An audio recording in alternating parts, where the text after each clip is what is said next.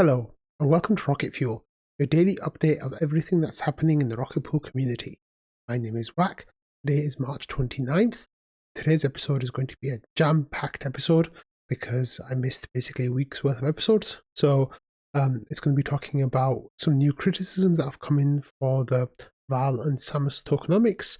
We're also going to be covering some governance issues, and there's talk of like Ethereum Rocket Pool rivals and what they're doing, and then there's a whole bunch of Ethereum news as well. So let's get started. 10, 9, ignition sequence start, 6. Okay, so we're going to get started here with this post on the forum from NodeSet.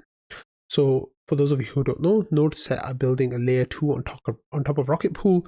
They're making a service where it's called a Constellation, and they will basically let people deposit ETH, and they will get X ETH in return. They'll be able to deposit RPL, and they will get X RPL in return. And both of these X tokens are kind of like ETH. They're value accrual tokens.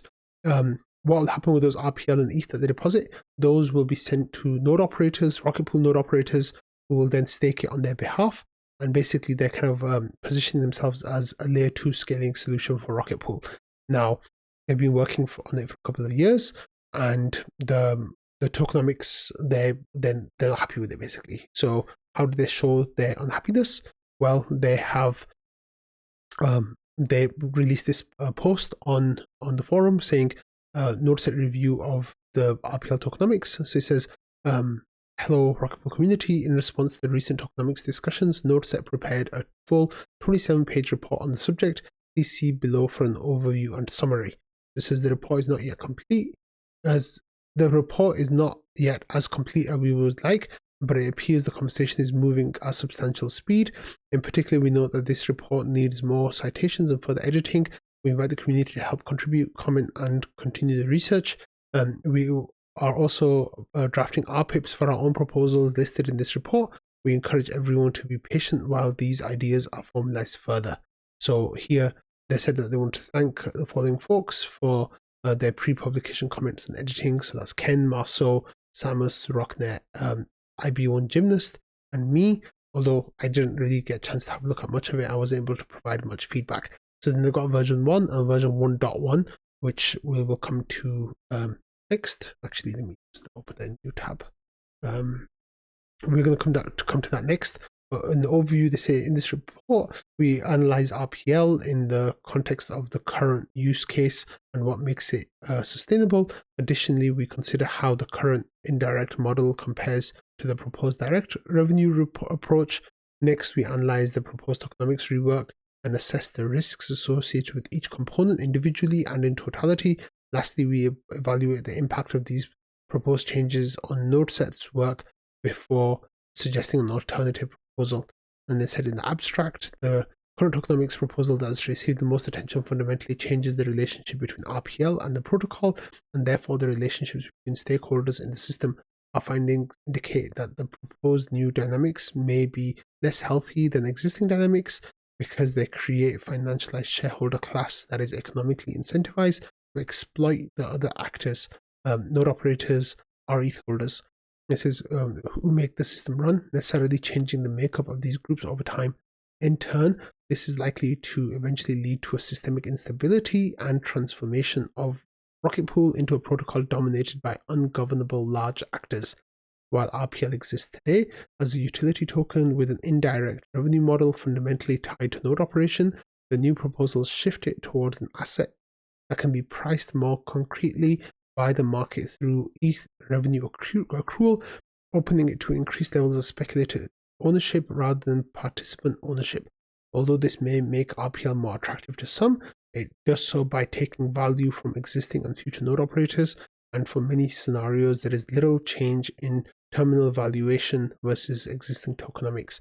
Potential migrations are suggested to prevent the optimization of the RPL ETH ratio from overshadowing those other serious risks associated with the proposed tokenomics changes. And then say, additionally, these changes would significantly impact NodeSet's ability to grow Rocket Pool with Constellation.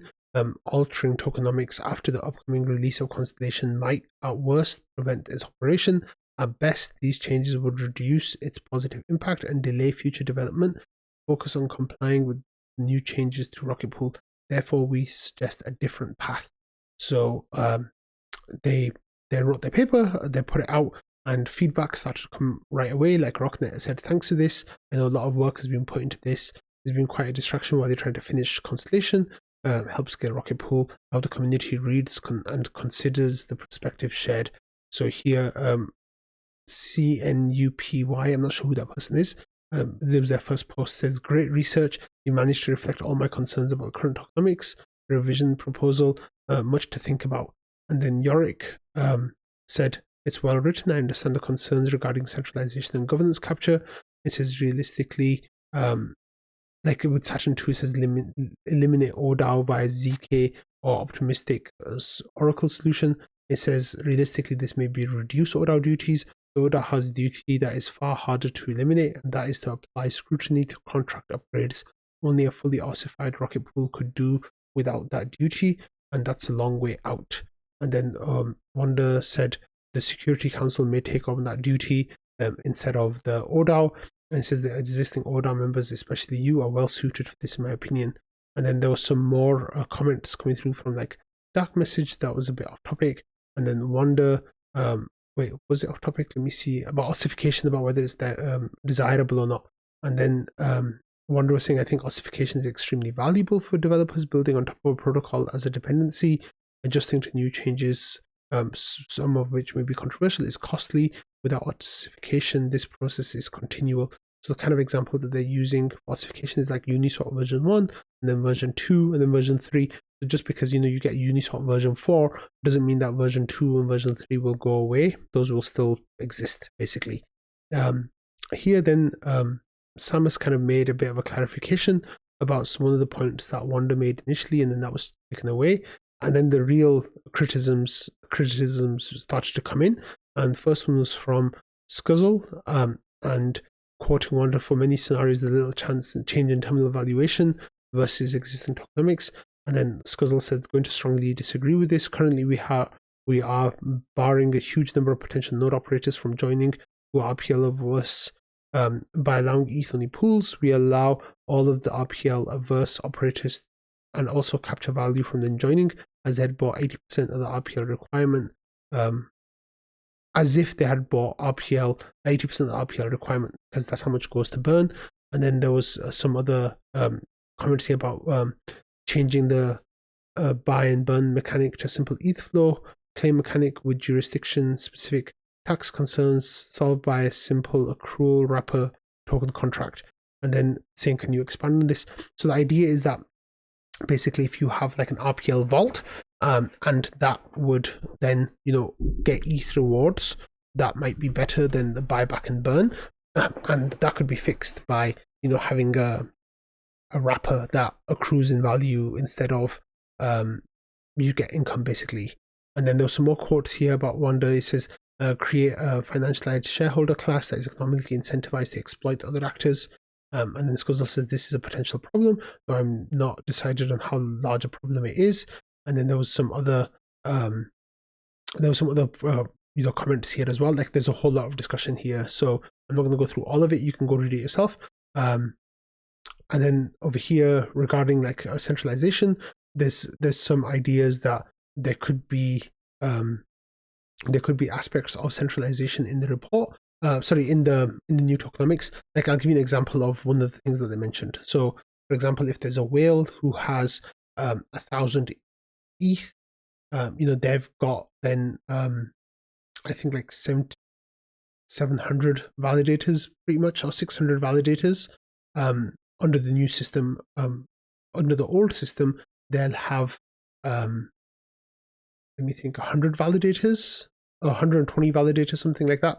So their amount of validators is going up by like 6x basically, whereas someone who's smaller, someone who's only got 2 or 3 validators, let's go with 2 validators, 16 ETH, they will go from 2 validators to 5 validators or 6 validators, something like that. So the amount that they'll grow is much less. it really impacts those bigger operators more. So the idea is that this will be a centralizing force. And also one of the things that they said is like, it would make sense for other staking entities to just pile onto Rocket Pool to try to get the, like leverage staking basically, because that's how it would kind of look like. The RETH holders are giving you a form of leverage basically, and then you can maximize rewards like that. And they're saying that, they would just descend on Rocket Pool and ETH Live basically, like they'd take up all the different validators, pushing it up until we hit self limit, and the existing node operators are the ones who would suffer from this, because Rocket Pool would kind of be captured basically, in terms of like node operator, not necessarily in terms of governance, because for governance they'd still need RPL, and these are people who don't want to hold RPL. So Samus here kind of replied to that saying, I disagree that our proposal introduces centralization or governance concerns. He says it sounds like the assumption is by keeping the RPL requirement, we can prevent centralization, since centralized actors won't buy RPL. And then he says, even if we take that assumption as true for a minute, my response would be, under our proposal, what we could do is if we get a large wave of centralized ETH-only node operators join, they have got zero governance power because they don't own any RPL. So they can then, changes can happen that kind of would punish them. So he says, if we hit our self-limit at 22% and we still have outsized node operator demand, we can lower the node operator share close to 0% if we need to, and instead make our most protocol revenue go to the voter share, which requires RPL. So the people who get RPL in that case will then get more rewards. This is now we've solved the problem in the same way that the original assumption suggested you have to have RPL to get rewards, and centralized actors won't buy RPL, so they're incentivized to leave and go elsewhere. It says if you have qualms with the node operator share being too high, too attractive to ETH-only node operators, we can start by giving node operator share a lower cut of the commission, and instead give that to the voter share, which requires RPL at stake, which resolves the issue under the original assumption. So then here, ZK, actually, it might make sense to just go and actually have a look through the report, because there's a lot of commentary kind of coming through, and like we haven't looked through the report yet. So here they give an overview of what is Rocket Pool, what is NodeSet, and how they're going to contribute to analyzing the tokenomics from Val and Sam, and then they have the abstract to kind of talk about what they want, which we've already covered. After that, they have their like breakdown of what is the content of the report, and they start with a review of existing tokenomics. So here they've got talking about Rocket Pool as it currently is, where we stand, and they're using this metric here of like how many years it'll take you to earn back the ETH rewards without having RPL rewards counting if like the RPL goes to zero basically.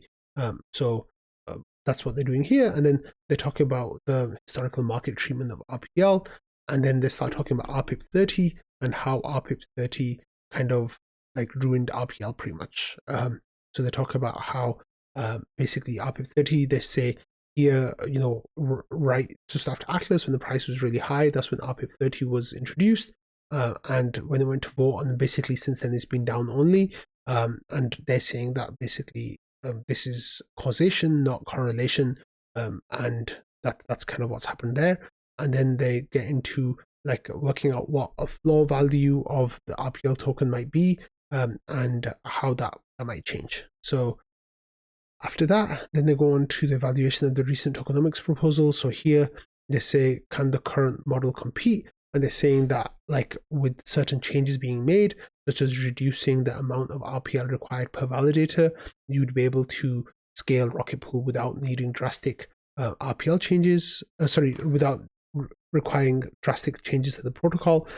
And then they kind of explain about how there's different valuation systems here that are used, and how RPL gets its valuation using those, and what the impact will be of let's have a look over here. So there's this section like with the old tokenomics, what the values are, and then with the what's going to go back to the buyback and burn and stuff. This is from RPIP 49. Then they're saying that there's the subcomponent risk analysis, and how each different aspect of the proposal will have issues, such as ETH only mini pools, and this breaks the relationship with RPL, and then it like will favor well-capitalized operators, like I gave you the example. And they say that basically it will, because Rocket Pool is permissionless, it won't be able to govern against an attack, basically, of someone just coming up and like spinning up thousands of ETH-only validators. Then they talk about governance capture and how that might happen as well. And then they have recommended mitigation. Their mitigation is to temporarily reduce the RPL collateral required instead to bootstrap growth.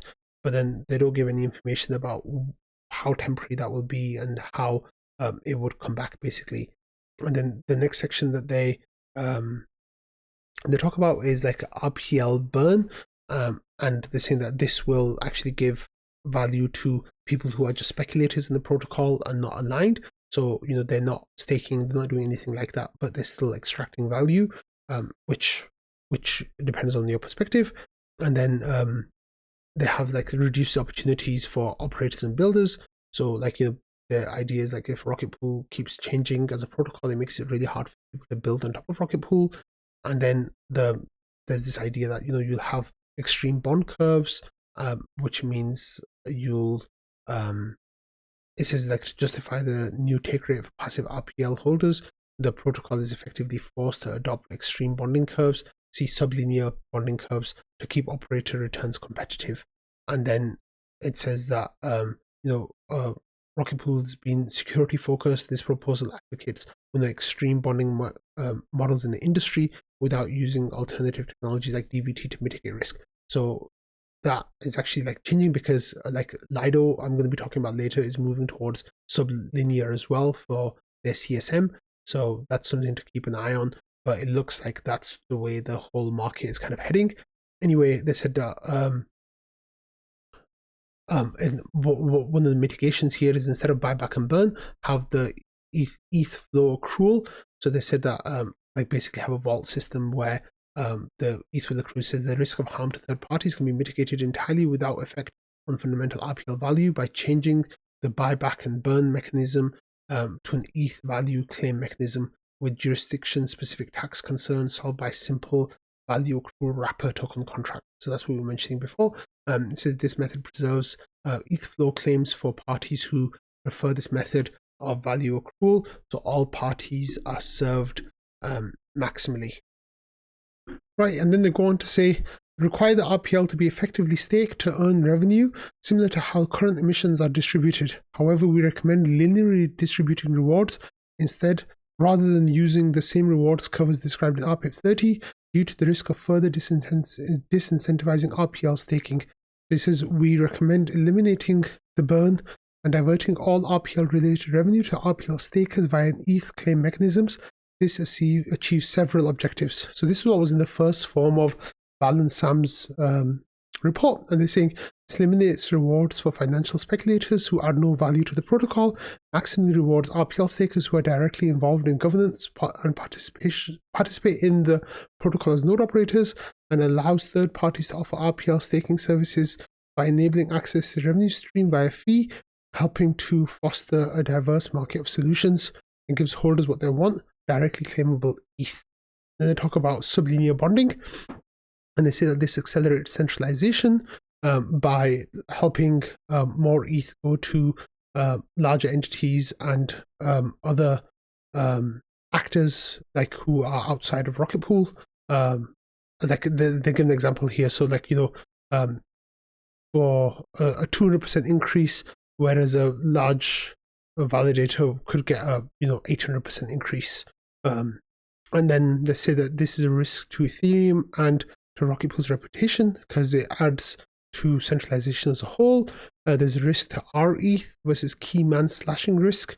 It says on its own, the LEB reduced values are well suited and the risks associated with implementations are known. Sublinear bonding, however, are more aggressive and move which is not well understood. Even with forced exit, sublinear LEBs are exposing RETH to high level of slashing risk, which is especially pertinent during times of stress for Rocket Pool or Ethereum. It says additionally, if sublinear bonding accelerates, large operator dominance, we should expect a higher risk of catastrophic events impacting our ETH, and the our ETH value proposition may suffer. So they're saying, how do we mitigate this? They says, we do not see a reasonable way to reduce the risk outlined for sublinear bonding, and we do not recommend Rocket Pool introduce this mechanism. The risk of flat application of LEB4s are well understood, however, and they may be mitigated partially or completely by the implementation of forced exits for validators as specified in EIP 7002. Therefore, we can recommend focusing research on efforts on this subject instead. Then they talk about UVC, which is Universal Variable Commission, and they say while node operators are listed first in this equation, the proposed tokenomics will always have an incentive to drive operators' rewards down to maximize RPL value, because ETH-only mini pools remove the key node operator ETH incentive link. And then they say, see the X section above. So then they were talking about how the commission was broken down, and like how 2.5% might go to operators, 10% go to RPL, 10.5% goes to RPL holders, and 1% goes to RPL voters.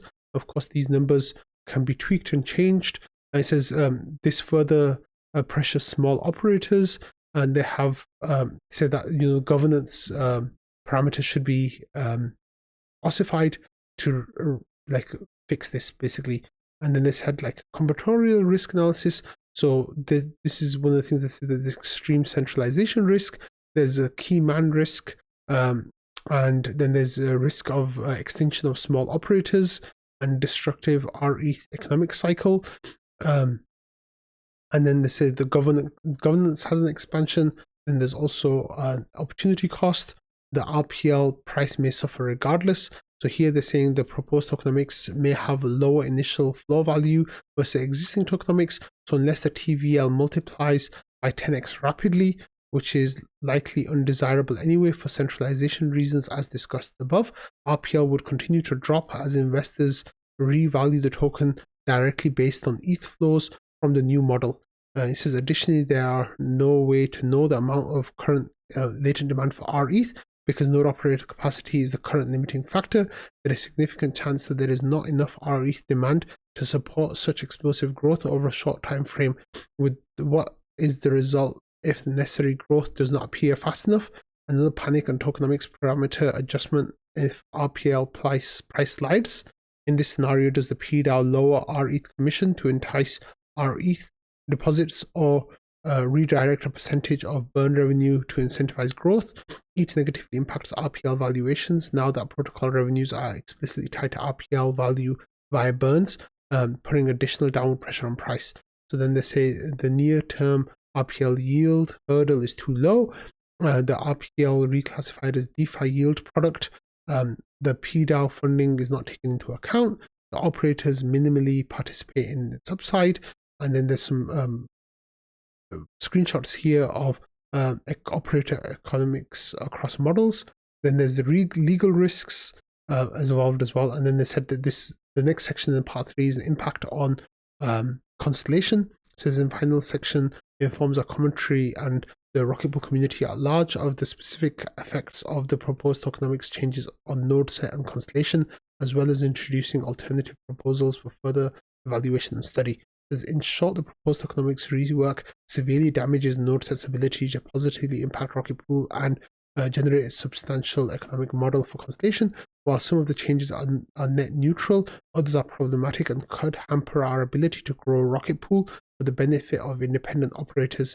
And these changes are broad enough that Rocket Pool will likely be more isolated protocol with fewer interested builders and integrations. So it says we suggest 2 variations on tokenomics changes, which may promote healthier outcomes for Rocket Pool and its ecosystem. So it says burning RPL eliminates revenue stream, and burn damages XRPL, which is their token. And then ETH-only mini pools damage XRETH and node sets independent operators. UVC creates an unstable foundation for distributing rewards. I guess economic and scheduling impacts. And then there's security risks as well. So then part 4 is recommendations. So they have a KISS plan. So they say, first we propose a keep simple, stupid plan to the PDAO and community, use existing parameters and well-researched mechanisms to make simple, safe changes for efficiency. We view this plan as the best path forward among all options. And then they say that example roadmap could be Saturn 1 for the LEB reductions, mega pools, forced exits for underperformers, RPL rewards for under-collateralized nodes, reduce RPL emissions. With Saturn 2, eliminate the ODAO via ZK or optimistic Oracle solutions. And then Saturn 3, a new protocol features. And then they give a list of some of the benefits of what these might be, and some of the drawbacks, and then core market constellation benefits to new operators. This is, we suggest a partnership to craft a unified message to the greater staking community surrounding the opportunity that Constellation and Rocket Pool provide together. These, as these systems combined, represent the most enticing staking offering for operators in the ecosystem. This is, as referenced above, Constellation reduces the commission RPL multiplies substantially for small operators and represents a decentralizing force for Rocket Pool and Ethereum. In addition, Constellation also enables solo stakers to participate in Rocket Pool without altering their current setup. Together, Rocket Pool and NodeSet can directly support those who do the most for Ethereum's credible neutrality, providing them a gateway into the Rocket Pool ecosystem. And it says their proposed messaging here. So it says equal access to LEBs and warning against complexity. So then they have a conclusion and call for further research. Tokenomics discussion is complicated with numerous moving pieces, each containing the possibility of unintentional second-order effects. Our review shows that recent tokenomics proposals have severe, significant associated risks, and if implemented as written, it may transform Rocket Pool into a significantly less healthy protocol while eroding its reputation amongst the larger Ethereum community. We also found that there are a number of mitigating changes which could help ensure protocol safety while still taking advantage of some benefits from these ideas. Ultimately, however, many possibilities are available with fewer associated risks, and the community should continue to consider ways to extend the existing tokenomics system rather than taking on a risky full-scale re-architecture. And then they finish the report a little bit there. So let's go back to the forum and have a look. So here, like for example, ZK SJP, also first time messenger in the forum, says gives a little bit of information about like him, how he created a validator a year ago. He wasn't happy about RPL risk, and basically topped up the node a few times, but then didn't want to do that anymore because he was spending more on RPL than he was earning. He says never been in a position where you have to chase down RPL for topping up.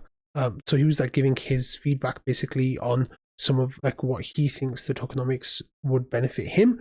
And then he says that the great fatling shows something needs to be done to attract more folks like me, or convince me to go from LEB 16s to LEB 842.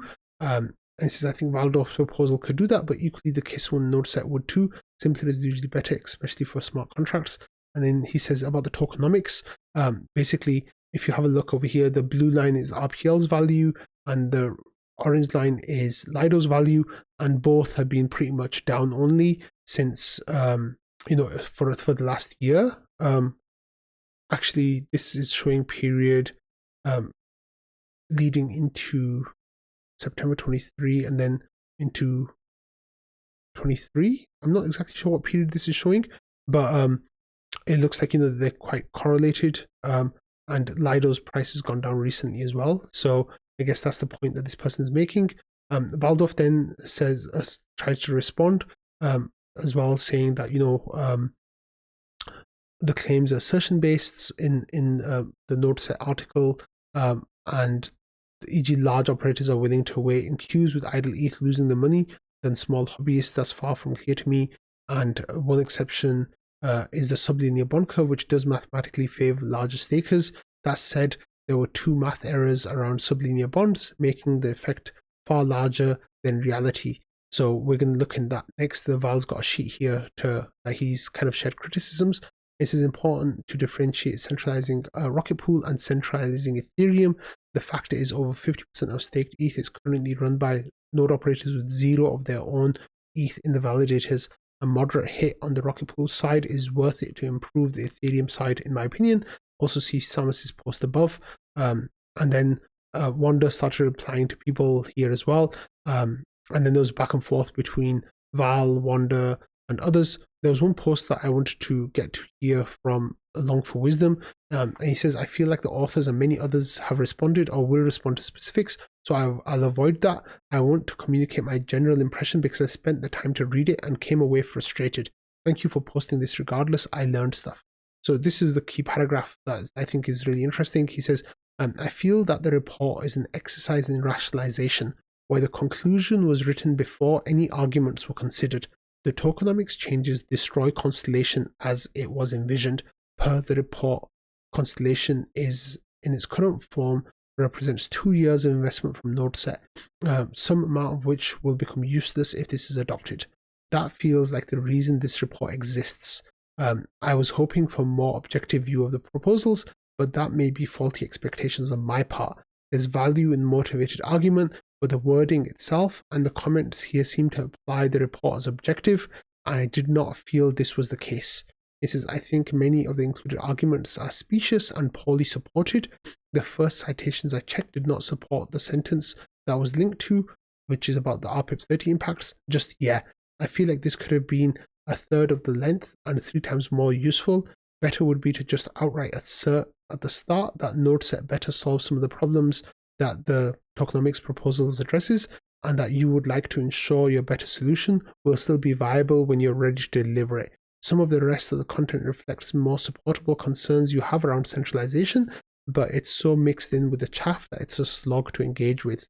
This is on a supportive note. I think replacing the burn with the opt-in value accruing token should be explored and contrasted with burn.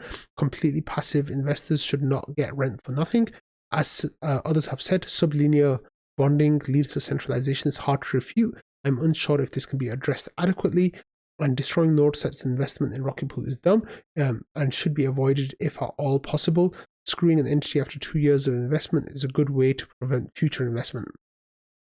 And then Never on Island had a response to this, saying that about the investment and letting it get spoiled, saying this is an important point, but the landscape has changed in the past 2 years and we must account for it. I think we should start implementing the new proposed system anyway, and by the time the first parts of it are ready, we'll be able to assess NodeSet's impact already. If not, then we can set parameters for the new system in a way that makes it virtually mimic the current system.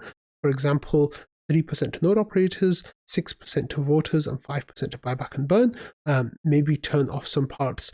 This way, NodeSet has time to adapt to new changes, and Rocket Pool gets potential to unleash if necessary. And says regarding the feared CA, I think if we change gradually and NodeSet is good enough to significantly ramp up Rocket Pool TVL, it's unlikely that we get this CA at the beginning. I'm not sure what he means by CA.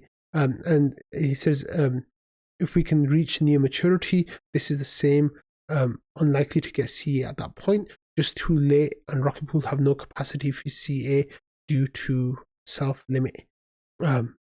And that's where we stand right now on the forum and with that report. Of course, then when we go to Discord, this has been one of the favorite topics of conversation. So I dropped it here on Discord on the 26th. And I noticed it in the forum, so I posted it. And people started responding to it right away. But of course, it was 26, 27, 28 pages of reading. So the real depth of analysis kind of started trickling in later. And non-fungible Yokum right away saying that analysis backing the let's blame RPIP30 is not great. The fact of the matter is that until voting opened on November 2nd, no one knew it would even pass. So blaming the RPL ETH slide from July to November on RPIP30 is pretty rich. And then there was other comments as well. Like I said, there's just way too many comments here in trading to kind of keep on top of it. Val made this document called a rhetoric response, if you want. And in this, he goes through the paper and line by line pulls out piece of information, and he like has them categorized by different things. So like, is this a misunderstanding? Here there's a misleading implication.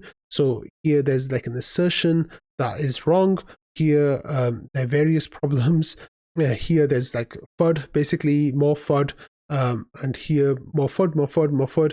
Here there's assumptions. Here there's FUD alleviation. Here a different treatment.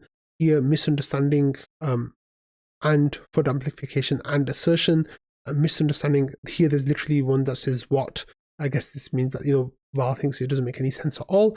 Then Val here says there's multiple misunderstandings, another misunderstanding, more FUD alleviation, but then different treatment, disagreement, misunderstanding, disagreement, different treatment, FUD amplification, bad math twice. So this was regarding their how centralizing it might be for node operators. So Val says that, you know, if someone has 16 ETH, that's a 250% increase.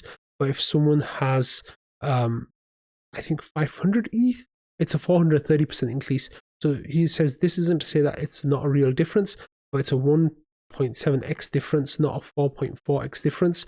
And that was fed by 2 math errors in as many sentences. So basically the number here is they're wrong. It's not as bad as they're saying. Then also a straw man. He says, yes, this is more centralizing than right now, but the point of comparison should be to the market at large. There we see over 50% of validators being run by operators with 0 ETH bonded. It's important to avoid having the perfect be the enemy of good, else we would just have solo staking.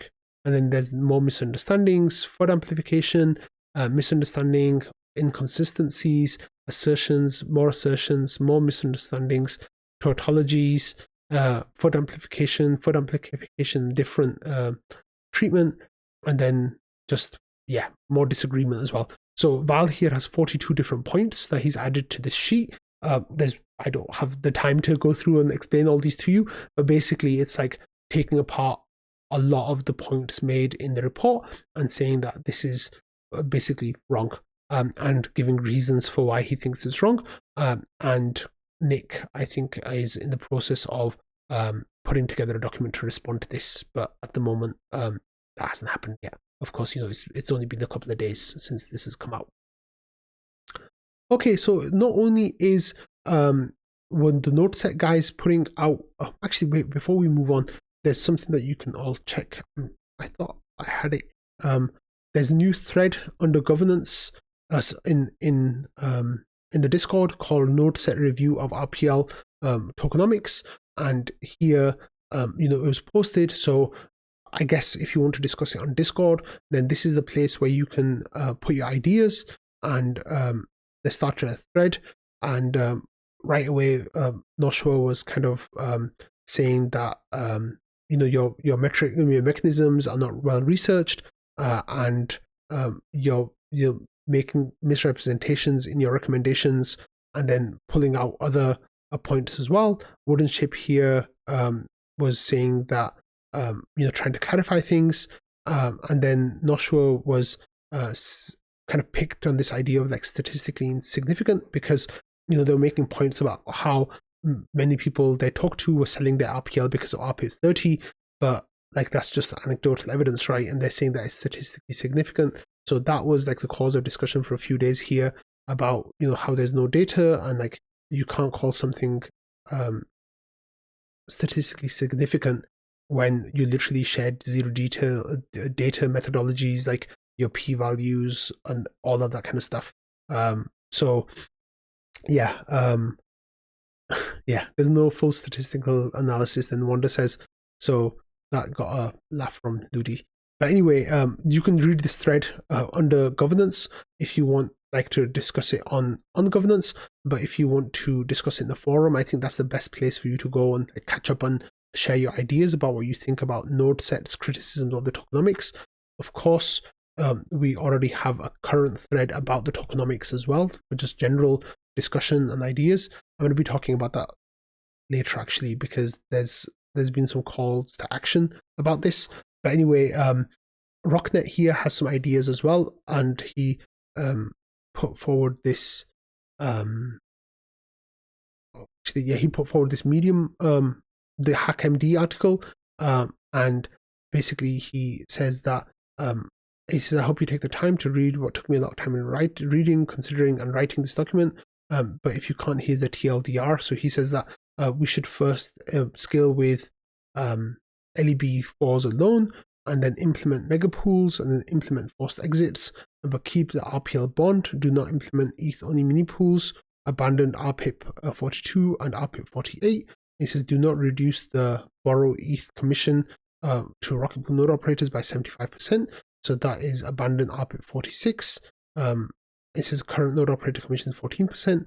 The RPIP values no borrow operator share gets 2.5%. Voter share gets 1%. And then that basically he's saying there's a 75% reduction.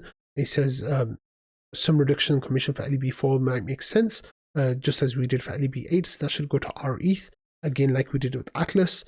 It says do not implement a mechanism to buy back and burn, abandon RPIP 45, support node set as a method of scaling Rocket Pool, generally supportive of a dynamic variable commission concept without the buyback and burn concept, indifferent on removing opt-in upgrades in RPIP 47, and consider reducing the ETH bond below 4 after demonstrate period of LEB4s and node set being deployed while the deposit pool remains full, and Rocket Pool is not approaching self-limit while retaining some level of RPL bond. So then he kind of explains who he is and like what he's been doing, and what, like, giving ideas of what his what he thinks should be happening with the new tokenomics and what should and shouldn't go forward. And then Val, I think, responded by saying thanks for the thoughts, but I'll respond to this thing. He said, one of the things that Rocknet said was we should allow another 6 months after the withdrawal threshold is set to 60% before making further RPL tokenomics changes to see how the current change plays out. This means that I advocate not making dramatic RPL tokenomics changes for the remainder of 2024. And then Val has a screenshot of the node operator staked ETH, or Rocket Pool staked ETH as a whole, as a percentage of Ethereum as a whole. And it kind of peaked at 3% right around Atlas. And since then it's been down. He says, we are essentially a startup protocol. We are not getting enough revenue at this size to be stable, in my opinion. We've lost market share here since last summer. Some of the recent action has been the points, meta, etc. I think the action is existential. And he says, and then there's competition. Lido CSM aims to launch in late 2024. If we haven't even started to move by the time that has already launched, I think there's a good chance we simply cannot compete for node operators. Val says, I think our brand is awesome. There's a period of time where we can use that to keep ourselves above water. I don't think it's indefinite, and I don't think we're simply waiting to the rest of 2024. Then we might as well pack it in. And then he's saying that about the bond reduction, that it's not 75% bond reduction, is currently we pay 14% commission to amalgam of both ETH and RPL staking. The only way to get 75% reduction is to assume that RPL burn has zero benefit to RPL holding node operators. And Val says there's a reduction insofar as more RPL is now being rewarded versus staked. And I see this partly as a temporary thing. However, there's no reason to expect large amounts of unstaked RPL long term. And then talking about node set and constellation, he says, you discuss the node operators that benefit. Absolutely. Accepting free money is the easy part. RPL also shouldn't be too hard. Holders can get some yield instead of none. The tough part is finding enough ETH. XR ETH yield is about so low, so that's 3.9%. This is lower than something like R ETH liquidity providing, which can get you 4.5 to 10% APR, and it uses younger, less trusted contracts. RPL also becomes a challenge at maturity when growth isn't significant expectations and more than 70% of RPL is staked. Rewards won't even offset inflation, and I'm not sure why anyone would hold it independent of personally running a mini pool. He says, I hope I'm misunderstanding the market and there's a huge appetite here, but I don't personally see it. And then Val goes on to reply to this idea of whether dramatic change will be necessary. He says this might be an important perspective difference. If our ETH demand is easily met because it isn't deep, I consider Rocket Pool a failed experiment. I think we need to see at least 4x of our TVL to hit long-term sustainability. And prefer to scale with the current Rocket Pool node operators for those who have avoided rocket pools so far. And then Val says, I'm a little bit agnostic, all else being equal. Sure, I love the community. I think it's primarily important to scale rather than scale with the community members who are already here. And then he says, as a small aside, we could absorb 95,000 more ETH if current node operators that already have enough RPL staked migrated to LEB8s. I'm not quite sure what to make of that fact, to be honest. I think some of it is simple awareness and inertia of status quo. I think some of it might be large buffer to continue to receive RPL rewards. The point I'm trying to make is that we've only had 4.8 thousand migrations, and we could have had double that. So if we keep the 10% borrowed ETH RPL bond, I suspect we do even worse at migrating to LEB4s, as the required RPL exposure of the smallest mini pool would get more extreme from the current 30% of your ETH to 70% of your ETH. And it says, I'd love to discuss this further. The whole point of the burn is market demand that benefits all RPL holders. Please see slide 13 and 14 of their talk that they gave to Ethereum Liftoff. It says, which explicitly addresses how the token is benefited by more ETH-only operators alongside the earlier 75% reduction calculation. I'm wondering if it's simply the case that you believe that market buyback and burn accrues no value. If that's the case, do you feel any different about the buy and LP strategy? So then yeah, there's a lot more discussion here, so you can definitely get involved in that as well. Let's go back to the forum because there's a whole bunch of stuff happening there. On the Discord. So Evan here had another criticism of the Val and Sam tokenomics. So he says the Rocket Pool community is again discussing tokenomics. Here are my thoughts. He says, TLDR, this is well thought out proposal. However, for the below 3 reasons, I do not support these changes. So Evan says, first reason, Rocket Pool should divorce node operators' earnings from RPL performance as a token. This proposal would cement node operators' return being dependent on RPL. I detail below how we can move away from node operators' reliance on RPL. So actually, let me just click on it one by one. And he says this change needs to change. We can magnify the returns for Rocket Pool's node operators by multiples of standard solo staker returns, such that RPL becomes an insignificant consideration for node operators. Let me explain. And then he goes on to say, one thing Val and Sam got right with their proposal is we should be measuring Rocket Pool's rewards in units of solo staker APR. So that is on per ETH basis, how much more Rocket Pool node operator is earning compared to a solo staker. So it says, here's the graph that I generated. On the x-axis is the pure ETH bond required to set up a mini pool. The y-axis is a unit ratio of a mini pool's return compared to solo staker returns. It says, I assume a 14% commission. It says, as you can see, the ETH required to spin up mini pool decreases. The return for the node operator vastly increases. And it says the equation for this graph is as follows, and then 32 ETH divided by ETH bond minus 1 times the commission 14% plus 1. It says with the ETH bond and the x-axis, we know the math is correct because there's a limit when x equals 16. Rocket Pool's original design, the ratio is 1.14, and we recover our 14% commission. It says for LEB4s, our 14% commission, the node operator is twice as much as a solo staker in pure ETH rewards. Critically, this would be more competitive in ETH denominated returns than Lido CSM, which returns 1.5 times as much as solo staking node. But we're going to be talking about Lido later and how they're changing stuff as well. So to put simply, if node operators are earning twice as much pure ETH as solo staker, RPL in issuance just becomes a cherry on top, and node operator no longer cares about RPL's performance against ETH. This is LEB 1.5's commission of 14%. The node operator is earning 3.85 times as fast as solo staker. Then he says, as a protocol, Rocket Pool should be spending time thinking about how to safely minimize the ETH required to spin up validators. It says this does a few things: vastly increase pure ETH returns for Rocket Pool node operators, and also increases the lift per ETH of the Rocket Pool protocol for producing RETH. I believe Rocket Pool can safely get much lower with the ETH bond, even to 0. I'll be publishing this research in the research channel soon. The problem with the 0 is about slashing, and then you need at least 1 ETH basically for slashing, and a little bit more for inactivity leak potentially as well. It says this would reduce Rocket Pool's growth as a protocol in a meaningful way. And it says the second reason, contrary to popular belief, RPL's burn mechanism will accrue nearly meaningless amount of value to the RPL token. It says there's 600,000 ETH worth of our ETH, at 3% yield, and 10.5% of that yield goes to burning the RPL. We have 1,890 ETH worth of RPL getting burned every year. RPL's current market cap of 180,000.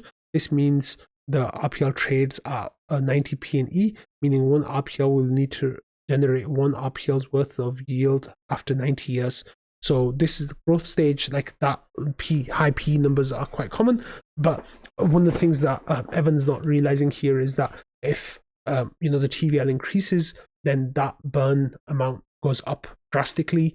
Some of the numbers that Samus and I talked about, it was like up to 12, 13, 14, 15,000 ETH a year, which is like 8-9 times more than what Evan has put together here. But that of course factors in some growth, right, which Evan is not doing here.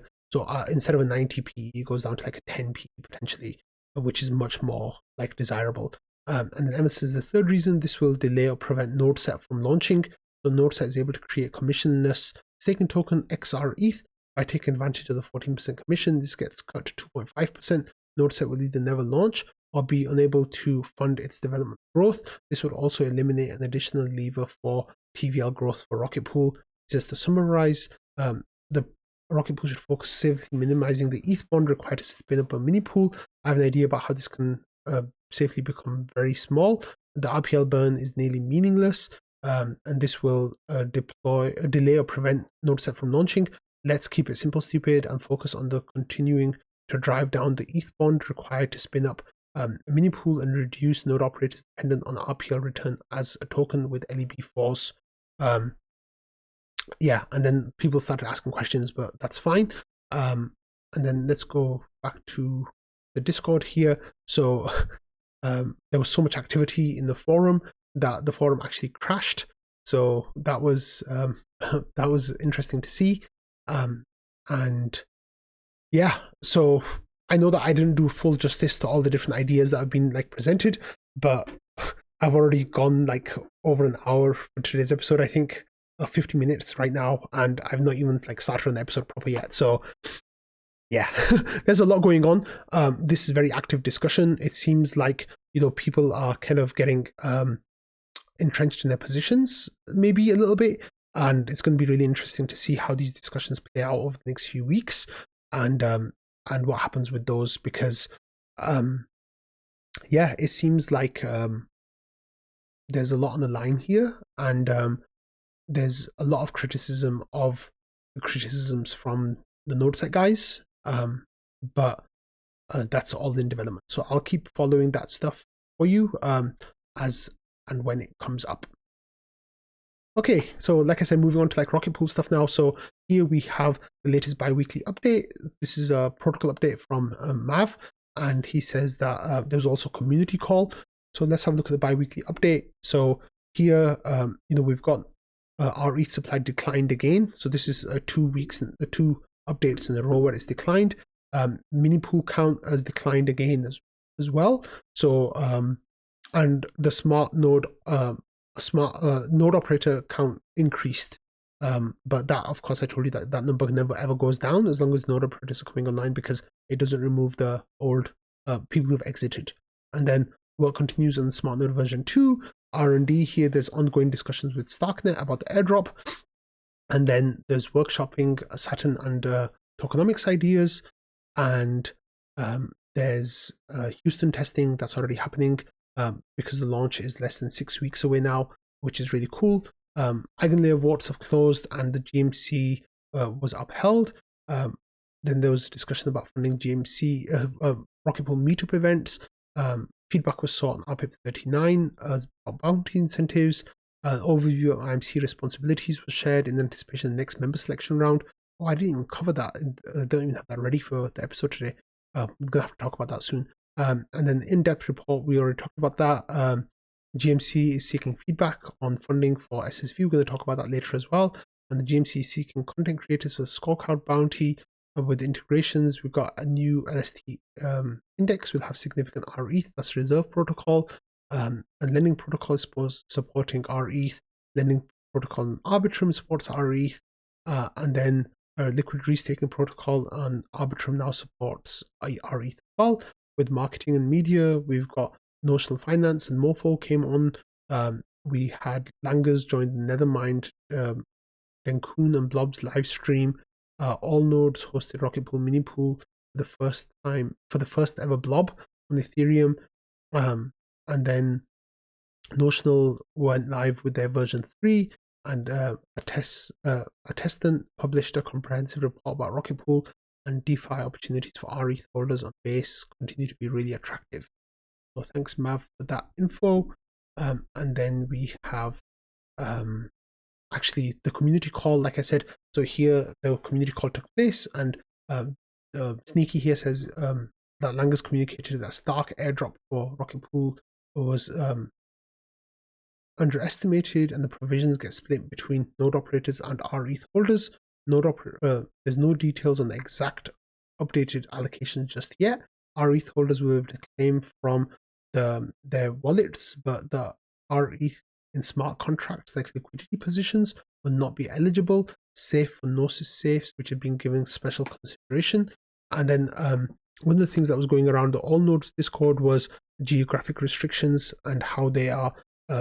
All nodes were asked, or maybe all nodes will not be giving it to US-based people, but the data that went from a Rocket Pool to Starknet includes no geographic data, so it's just their provisions website that will be geo-blocking. So, like me, you might have to go to Sweden to claim your Starknet tokens. But I asked the question of Langers about that in the call, and that was Langers' response basically. So you can listen to the recording of the call. It's just about an hour and a half long, and you can get some really good information from there about all the things that are happening in the community.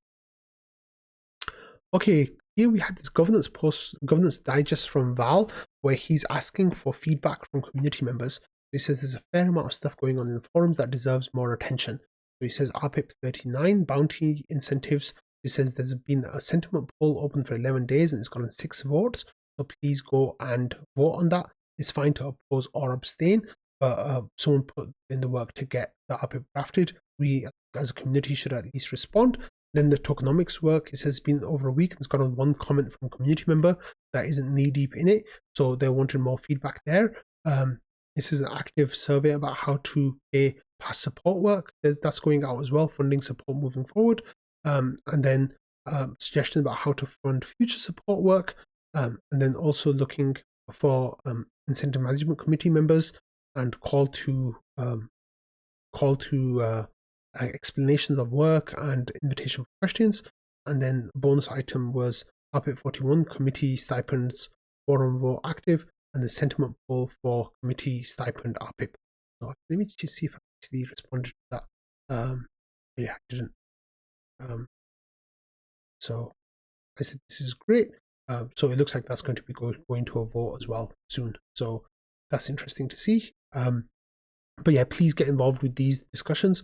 Sadly, I would have gone into greater depth with each of these, but I'm already way over the limit of time. So sorry about that. Like if you see my tabs, it's not even how I have open. Okay, so we are going to actually have a look at some of them. So this is the tokenomics work that we've covered on the thread before, just talking about breaking all the different changes into different RPIPs. And there wasn't much information here from new people asking questions, and then we started to get those, and then it kind of went wild a little bit, which is really cool. Samus asked people like how much, how familiar are you with the vote? How much have you read of the proposals? I haven't read any of the links. I've read RPIP 49 summary, but not the individual RPIPs. I read all the RPIPs, so that's me, which is actually about 55%, which is actually really cool.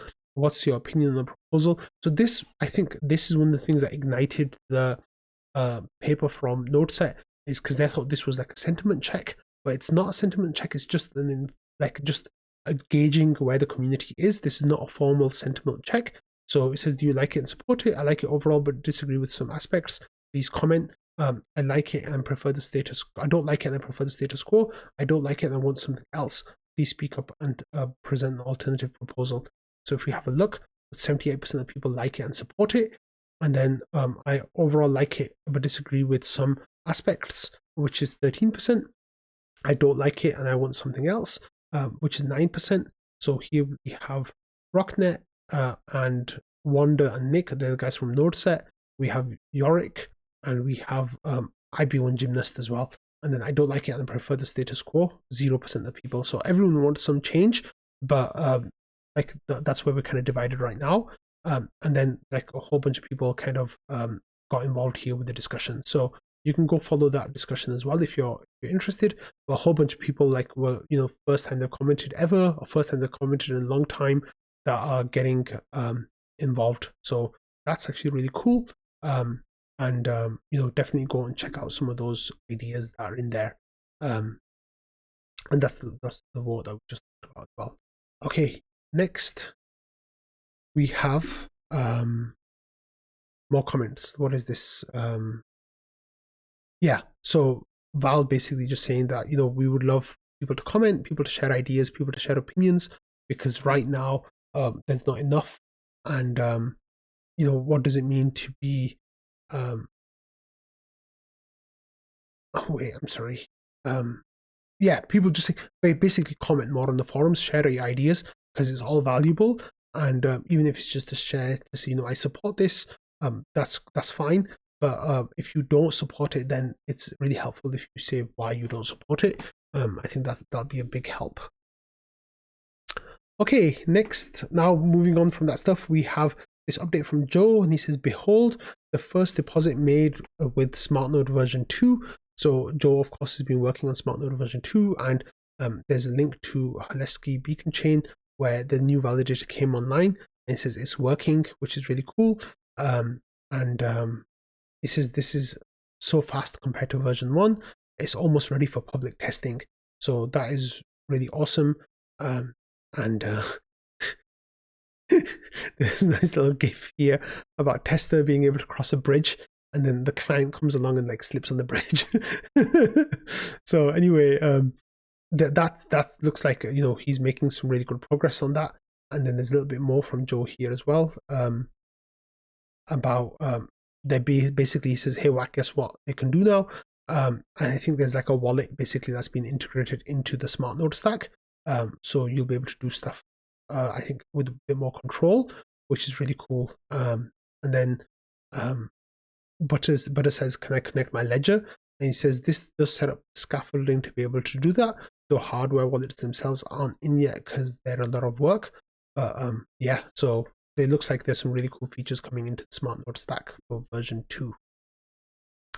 Here we've got some stuff from the GMC now. So one of them is an SSV integration, and it says the GMC is currently reviewing Bounty 7 regarding the integration of SSV. Discussions center around the operational aspects of this integration. While the Rocket Pool team is supportive of the integration, their focus remains on Houston, Saturn mega pools. Despite the general support within the GMC is keen on gauging community sentiment. The estimated cost for this endeavor, including bounty work and audit expenses, stand at around $50,000 should the protocol seek to integrate SSV. So then that got some good discussion there from Dr. Doofus and Val and 0xBOA7 saying why SSV over OBOL. We also had this, the Rocket Pool scorecard that's been created through GMC funding, and now it needs content. So Schifrin here has a post saying the GMC recently funded a bounty for Rocket Pool scorecard. You can view the current scorecard here. Milestone A of the bounty has been completed, which is developing a working website for the scorecard. GMC is now seeking interesting parties in Milestone B, which is creating unique, high-quality content for the scorecard. And then there's information that says the reward of Milestone B is between $100,000 and $6,000. Following the content creation, the GMC will conduct a review on the quality of the content. So if you want to submit content for the scorecard, there's a good amount of money that's on the line for that. Okay, next we're going to talk about some client updates. So here we have one from Teku. It says 24.3.1. This is a recommended upgrade, and it gives improvements to CPU and bandwidth issues observed since Denub. Like Denkun, basically. Here we have Golkarna, and this is the new update from Lighthouse, and this is a hotfix that fixes several bug fixes related to handling of blobs. So that's pretty cool. And then next we have this one from Nimbus, and this is actually a really interesting upgrade that we're going to spend a little bit more time talking about. So Nimbus 24.3.0 It says this has this idea of building local blocks, and basically how that's going to work. And there is some really interesting information here, because what they'll do is, if the local building block is 90% as profitable as an MEV builded block, then it will just build the block locally, and that's going to be really interesting. So that actually sparked some discussion, like I said, in the forum. And here Ramana said, like, how is that going to work with Rocket Pool, and like, us needing to use MEV boost. So the idea is like that, if you don't use MEV boost, then you can get punished from the protocol, and you might have, some of your ETH taken away or something upon exit. That's not happened so far. And Ramana says, how's this going to work out? Like, can we build blocks locally or not? And then there was this idea, Patera says that we're still actually in phase 2, not phase 3. So we're currently building, we are allowed to build blocks locally, but the default is that MEV boost is turned on. So he says, given that local block building all the time is still allowed, I can't imagine how building some of your blocks locally via min bid would be an issue. So that kind of resolved the issue there. So, we're not in phase 3 because it's really hard to track what's happening with block building, and we haven't figured out a good system to do that yet. So once that happens, then maybe we'll go into phase 3. But right now we're in phase 2. So if you want to build blocks locally, you're welcome to do that, I guess. But it does potentially hurt the revenue that comes into the protocol. And then this is where, you can see that there's block. This is actually in Prism. It looks like a bunch of different clients are starting to do the same thing, where they're letting local block building coming in. So this is Lighthouse and Prism, that they're also starting to do this. So it's going to be really interesting to see how all of this is going to work out, and Teku as well. So this is Lighthouse in the next release, but besides all clients will have it. And yeah, it looks like they all want to help remove some of the dependence on MEV boost, which I think makes sense. And then here, POTUS had this tweet replying to Jasper. So Jasper put it to Twitter saying, like, should we, Rocket Pool, enforce or strongly encourage min bid? And POTUS here says, yes, it should. Jasper says, I agree with that. I hope we get more input from our community. So the idea, like I said, maybe I can explain it a little bit more. Say that, your local, like your clients locally tell you that if you make the next block, you will get 1 Ether rewards for that. However, MEV Boost is telling you that if you make the next block, you'll get 5 Ether reward for that. In that situation, like your validator will let you just pick the MEV Boost. However, if the difference is smaller, then it will just let you make the block locally and like add to decentralization. And then min bid as well is like, there's different ways of doing that. One is comparing the local value with the MEV boost value. Another way of doing is if the MEV boost is below a certain amount, like, like 0.001 ETH or something, then you'll just make it locally instead of giving it an MEV boost. So there are a couple of these ideas that are, I guess, coming forward now, which is actually pretty nice, and I'm really happy that we're seeing. Okay, next we've got a couple of calls for more RPL liquidity. So Marceau, he said, get the DAO to add some incentives. It's a no-brainer. Arguably the biggest point of leverage the DAO has or can do is like, allocating some of the IMC funds, and they're arguing that more of them should be coming for RPL. And this is in response to Ramana, who's saying we don't really have liquidity incentives for RPL. We got it too used to just asking Marceau to add liquidity. And then Marceau said that, basically we should have more coming from the IMC. And then Ramana here says, did we get anywhere with RPL liquidity incentives? Is anyone taking the mantle? And at the moment, it looks like the answer to that is no. So no one is taking the mantle, sadly.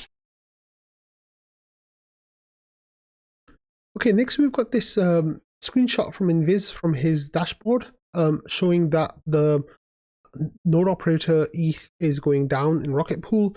And basically it peaked right around the Atlas time.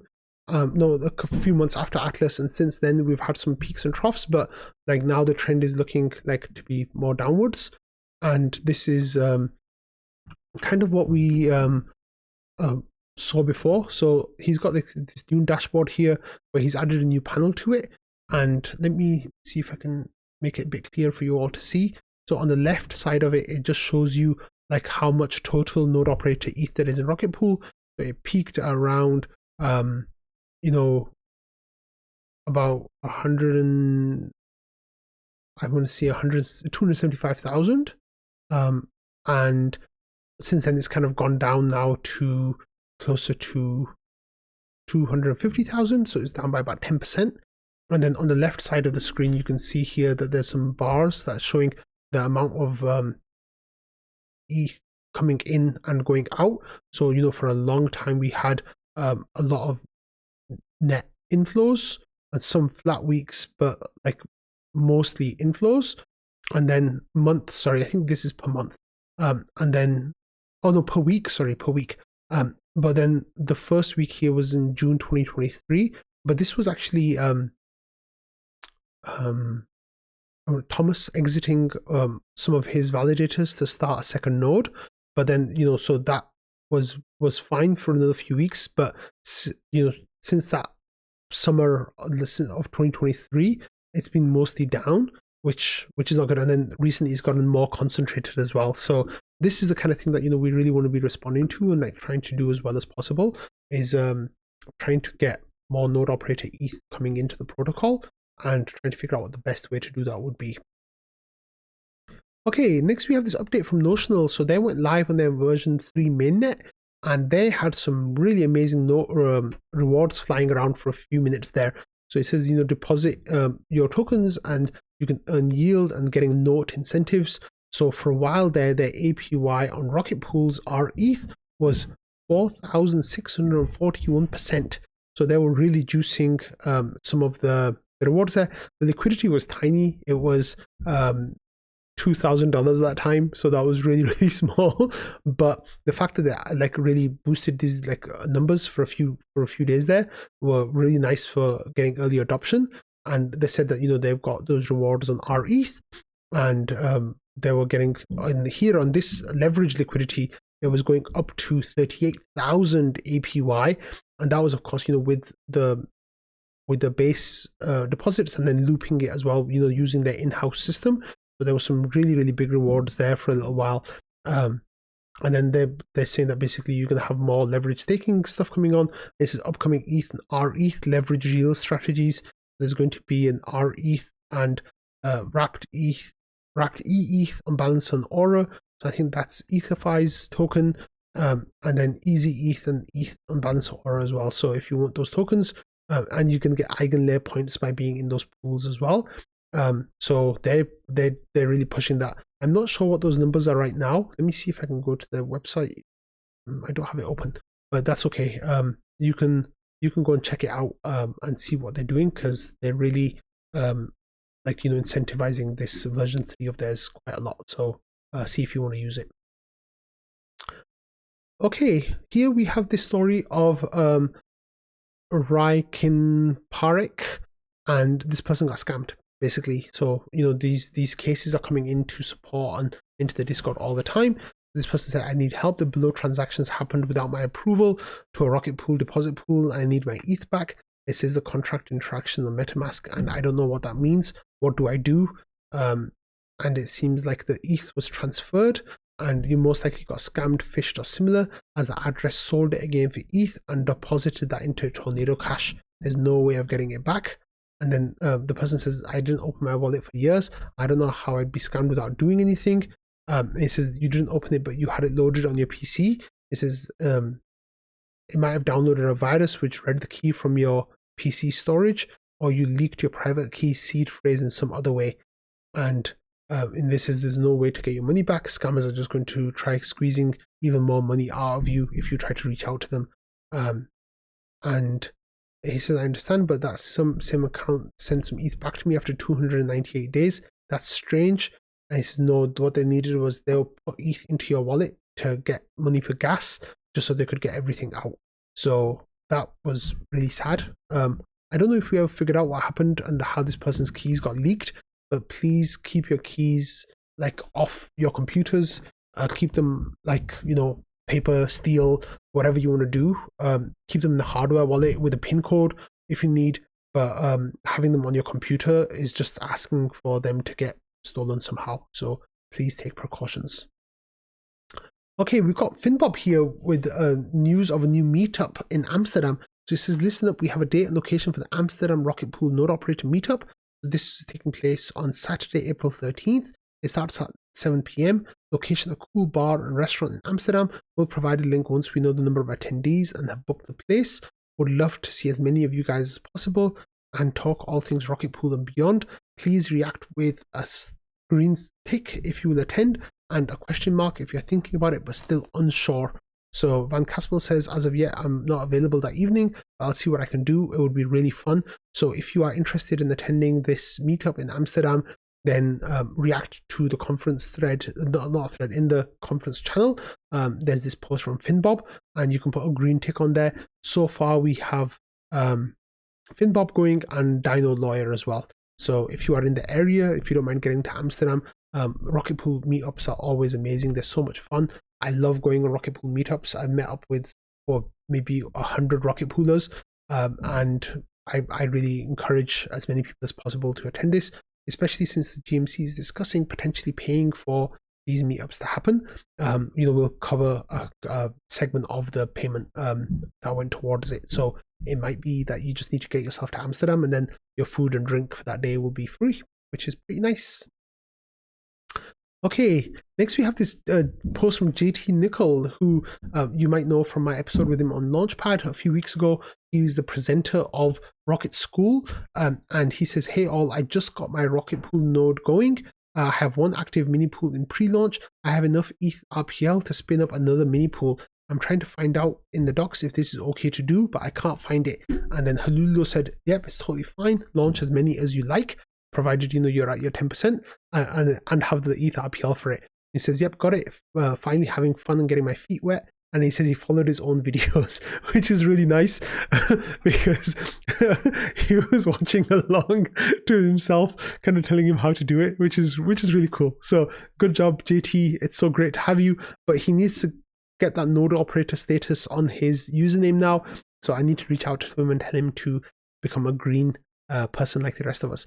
Okay, so that's all the Rocket Pool news. Next, I'm going to be talking about a couple of protocols that are, the staking protocols and the kind of rivals to Rocket Pool and what's happening with them. So first, we've got this new article from Lido, and Lido's talking about the CSM architecture. It says this document describes the architecture of the community staking module. The module itself implements the ideas described in the community staking landscape. The primary purpose of this doc is to give detailed descriptions of the CSM's architecture and major design decisions. So it says the CSM is permissionless, a staking module aimed at attracting community stakers to participate in Lido on the Ethereum protocol as node operators. The only requirement to join CSM as a node operator is to be able to run validators and support a bond. The stake is allocated to validated keys in the order in which the keys are provided, even the keys are valid. The bond is not directly associated with the actual validator stake, but instead treated as security collateral. The bond is a characteristic of node operator, hence it's collateral for all node operator validators. This allows for the bond reduction. The more validators the node operator has, the less bond for one validator. Node operators get their rewards from the base bond rebase and from the node operator portion of staking rewards. Node operator's portion of the staking rewards is socialized, averaged if the validator performs above the threshold, accumulated consistent layer penalties resulting in balance reduction below the deposit balance, and stolen execution layer rewards are confiscated from node operator's bond. Node operator should perform validator exits upon protocol request or can exit voluntarily. So it looks like they are not necessarily enforcing a forced exit here, but that probably, my understanding was that they needed forced exit so the protocol can force them out if they are not listening or exiting voluntarily.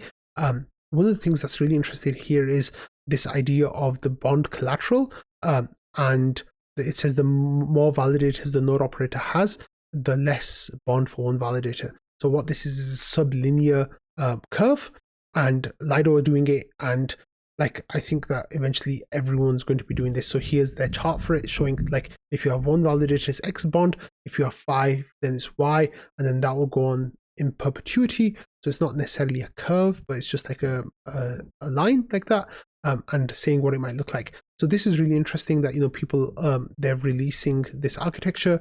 It looks like they are still on target for the end of year release. I don't know if they're going to be waiting for forced exits or not. So that is definitely something to keep an eye on. This, of course, started discussion in the Rocket Pool Discord. So here we have this thread on Lido CSM Architecture chat. And Valdorf explained, he says there's lots of changes that they've done.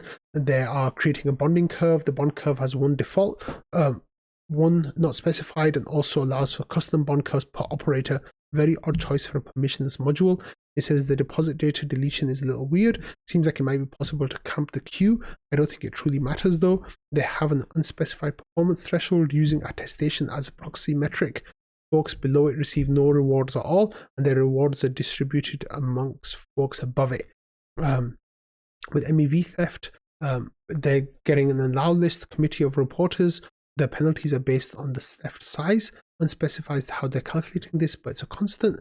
There is a review challenge period here. Realistically, I think that serves to prevent mass reports on anyone and not much more.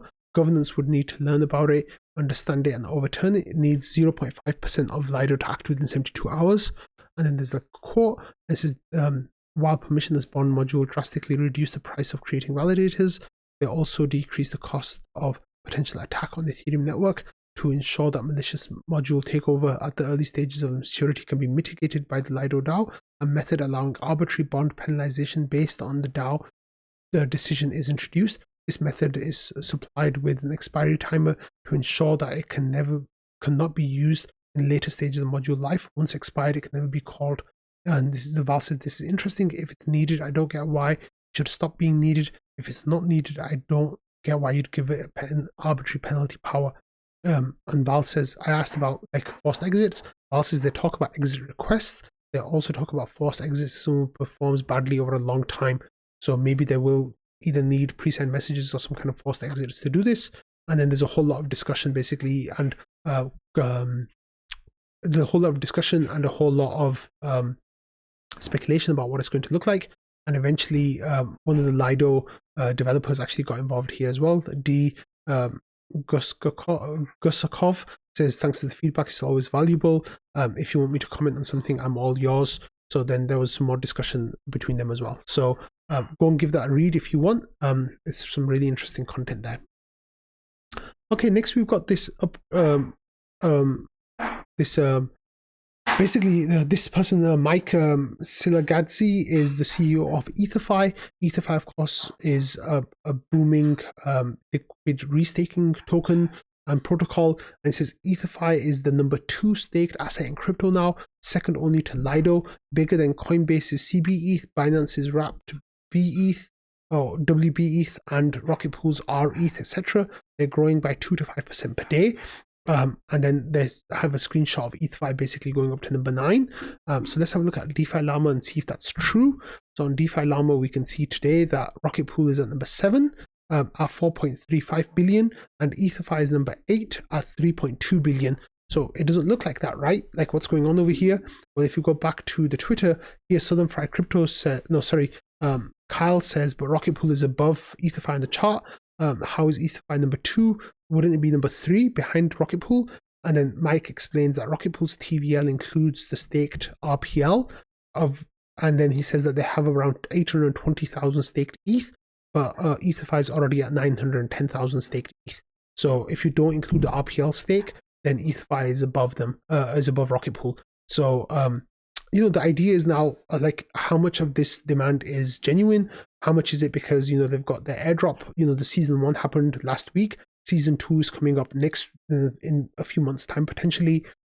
They're farming eigenlayer points natively. There's a whole lot going on with the EtherFi token that has a lot of question marks about how sustainable it will be.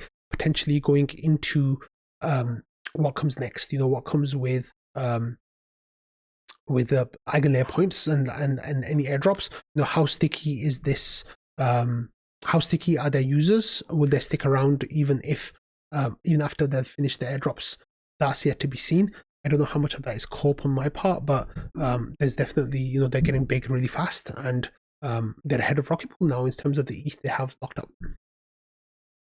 Okay, moving on from the rival products now, we're going to be talking about some Ethereum and general updates. So the first one here was yesterday, the Ethereum blockchain, a couple of days ago, the Ethereum blockchain was struggling, missing a lot of proposals, and nobody really knew what was going on. The idea was that blobs, there was some blobscriptions happening, which were really congesting blobs coming through, like you were getting 6 blobs per block instead of the target of 3, and people were paying ridiculous fees to get those blobs onto the mainnet, and it looked like the block builders, the network couldn't handle it, and we were missing blocks. However, it turned out that it wasn't the block, the network itself. What happened was that blocks route made a mistake. So Tim Becker says, first off, we discussed the increased number of missed slots seen on the network in the past few days. And he says, here we have Terence Chain's overview. TLDR blocks were gossiped with missing blobs. And after checking all clients for bugs, it seemed that this was caused by a relay. So it was through MEV boost. And it says 99% of the blocks which had this issue were sent by blocks route, and the team are investigating the issue. Expect an update from them in the next MEV boost community call. So that we found out later that was the reason why this had happened.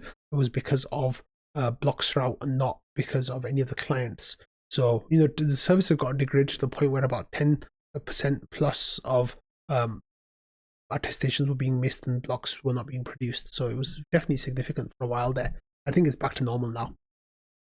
Okay, next we're going to be talking about the Ethereum ETF for a little bit. So here, Craig Salm, he is the chief legal officer of Grayscale, wrote this post talking about why there being a lack of back and forth between the SEC and the ETF applicants is not a cause for concern in terms of the ETF not being approved. So he says basically that the ETH and BTC ETFs are virtually identical, and there's not much for the SEC to say about the ETH one in terms of back and forth with the applicants, because everything's exactly the same. They just swapped the name out for BTC and other minor changes. So I responded by saying, like, this is great. This is what we want. And it seems like Craig's post was also shared by the CEO of Grayscale, Barry Sonnenschein. I always don't know how to pronounce his name. People asking him to lower their fees, but they've got people trapped. And also here, we had Grayscale, their actual account retweeting as well. It seems like Grayscale were definitely on the offensive here and trying to send out a strong message that they expect the Ethereum ETF to be approved, and they think that it should be approved, and they were really getting behind that messaging.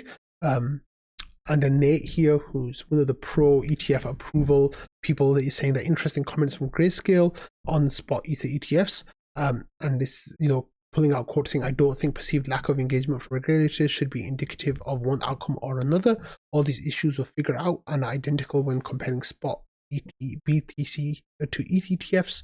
And then Eric Balcuna says, I'd argue the lack of engagement is very indicative. What did all the spot BTC denials have in common? Radio silence. What was different when they were approved? Engagement. I'll be willing to wager a steak dinner or something within that price range on this if you're up for it. And Nate says, I have no idea what the SEC will do, but I do think it's noteworthy that the Grayscale's chief legal officer feels compelled to publicly comment on popular narrative regarding lack of engagement. Their attorneys also recently met with the SEC and Coinbase, so not complete radio silence. And then that was more to do with whether, Eric says, I don't know if you'd count that as engagement since it isn't comments and it wasn't with any other issuers, likely because they were picking Coinbase's brain for the correlation study just to make sure they've covered all their bases when they use that to reject.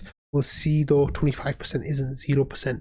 So talking about that correlation here, well, actually, let me talk about the correlation first. So Bitwise put out a report about the correlation saying that the ETH futures and spot numbers, the correlation between them are pretty much the same as the BTC numbers between spot and futures markets, and that should not be a reason for denial because the numbers are all good basically and everything is looking right. So it seems like the SEC put out these numbers saying that the correlation wasn't that strong, but since then multiple third parties have put out numbers saying that the correlation is strong. So we don't know what you were like talking about in terms of the SEC. And next as well, here we've got Fidelity put in their S1 for the Ethereum ETF this morning. This is not an amendment. This is their first. They only had filed a 19B4 up until today. I don't understand the full, importance of this, but it looks like they are still, they're still pushing forward with their stuff. So you have a look that they're filed on March 27th, and their final deadline is now November 17th. So it could get rejected before then if they do a full sweep of rejections in May, because that's the first one with the final deadline. Oh yeah, okay, actually here the first is the Van Eck, which is May 23rd, which is a date that everyone's telling you to keep an eye on. But then the last one is the Franklin one, which has the final deadline in November 8th. And this one from Fidelity has the final deadline in August 2nd. So some of their deadlines have already passed. Some of them have already had their third deadlines pass. And now we're just waiting the final deadline, which is under 2 months from now. So it's going to be interesting. And Adriano here replies in the SpongeBob font saying it must be because they know ETFs will be rejected. So yeah, there's a lot of interesting takes about what's going to happen with this. Nobody really knows for sure. People are pessimistic, but still we don't know. Okay, moving on to some good news, I guess, some closure, I guess, for the crypto community. So here we had news that the Judge Kaplan in the case for Sam Bankman-Fried has said the judgment of the court is that you are sentenced to 240 months and then a consecutive 60 months for a total of 300 months, and that is 25 years. So Sam Bankman-Fried has been is going to jail for 25 years. With good behavior and all that kind of stuff, he might get out in maybe 10 years. I'm not sure exactly when he'll get out, but that's people are either saying that that's good or that that's not enough, and kind of comparing it to other crimes. But 25 years is kind of in the middle of what people were expecting. His lawyers were asking for between 5 to 10. The prosecution was asking between 40 and 50. So it seems like the judge just like pulled the number in the middle and said this is good enough. Even though I think he should have gone to jail for longer, but there you go. Okay, so talking about court cases, the SEC has a case against Coinbase, and Coinbase a couple of months ago asked for this to be thrown out, and they presented really strong arguments that I covered on Rocket Fuel. Well, the judge said that those arguments are not strong enough to throw out the case. Now, the barrier for this is really, really, really high. So it was not expected really the court case would be thrown out. However, what's interesting is some parts of the case was thrown out. That's especially related to wallets and whether wallets are like bonds or something like that. And that has been thrown out. The hosted wallet is not counted. So now the case is just going to be about the securities. So that will be on happening basically. They need a date, but I presume it'll start in the next few months, where this is going to go to a full trial, potentially, unless there's any kind of out-of-court settlement reached between the SEC and Coinbase. Okay, and then Paul Grewal here, who's the chief legal officer at Coinbase, says, today the court decided that ICC case will move forward on most of the claims, but dismiss the claims against Coinbase Wallet. We were prepared for this, and we look forward to uncovering more about the SEC's internal views and discussions on crypto regulation. So they'll get access to discovery now, which means that they can see what the SEC has been saying. This is early motion like ours against the government agency are almost always denied, but clarity is the ultimate goal, and today's decision continues on that path. While we continue this process and any necessary appeals, we encourage Congress to build the momentum we saw last year to advance comprehensive digital assets legislation in the US. This is critical if we want innovation to remain in the US. We also appreciate the court's understanding that technology innovations like Coinbase Wallet do not and cannot implicate US security laws. Looking ahead, we remain confident in our legal arguments. We look forward to proving we're right, and we're eager for the opportunity to take discovery from the SEC for the first time, and we appreciate the court's continued consideration of our case. He says you can read the full decision. So, of course, the XRP case went their way, so it'll be interesting to see how this Coinbase case goes as well. the SEC has been taking a lot of losses recently, so that'll be interesting to see. Here there's some discussion about what inactivity leak would look like under max effective balance, and you can have a look to see what it's going to look like. There's quite a lot of technical details in here, so if you're interested in that, I will let you all go and read that, but I just thought I'd bring that to your attention if you are interested in that. Okay, next we had this news from Preteris, and he shared that ENS has now been integrated into Google search. So if you search for an ENS in Google, you will now get results of that wallet's contents, which is pretty cool. People were kind of concerned about privacy, but it's just removing one step of, instead of putting it in Etherscan, you now have to put it into putting into Google instead of Etherscan. So it's not really that much of a barrier, but I guess it just makes it a little bit easier for lay people to search for your ENSs. But still, that's actually like a really nice feature, I think. It'll make it a little bit easier to get a quick view of what people have in their addresses. And what they're doing now as well is they're giving multi-chain results. So you'll see what you're getting on mainnet and layer 2s, which is really cool because of course they all have the same address. Okay, next we have news of 2 Vitalik blog posts that were released over the last few days. So Vitalik's like really, stepping up his blog writing game. So this was from the 28th. Ethereum has blobs. Where do we go from here? We're talking about some of the changes that will be made with blobs and layer 2s and how it's all going to look. And we also had one from him about meme coins. He says, what else could meme coins be? So talking about how the meme coins are impacting crypto, and like this idea of charity coins and Robinhood games, etc., and like just some other thoughts that Vitalik has. So if you are interested in those, go give those a read. One of those was out yesterday, one of them was out today. So Vitalik's been really pumping those out.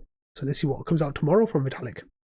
And finally, we have some really good news from our community. One of our GMC members, Dondo, shared a picture here of his fiance's hand, and he just says she said yes, and it's a picture of her wearing a diamond ring, which is really wonderful to see. So on that note, this has been the longest ever episode of Rocket Fuel, and yeah, it's really tough to record.